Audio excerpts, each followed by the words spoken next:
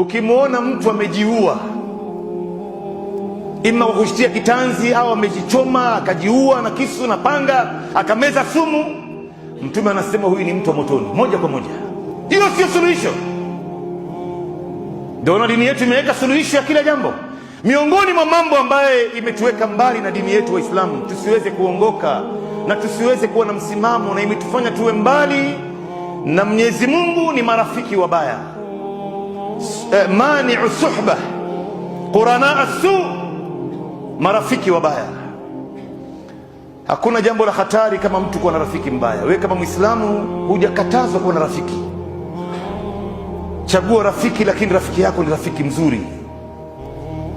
Hata masahaba walikuwa na marafiki, Mtume alikuwa na marafiki. Angalia rafiki yako anakupeleka wapi, anakuambia nini, anakupa mawazo gani. Leo kuna baadhi ya watu Mungu amewaumba na akili na macho, lakini wanashindwa kutumia akili yao, wanashindwa kutumia macho yao, wanatumia akili za watu wengine. Mtu anakuambia twende bwana, wewe unaenda gharama yote juu yangu, usio na wasiwasi bwana, usiku kucha, na wewe unaenda kana kwamba huna macho, huna akili.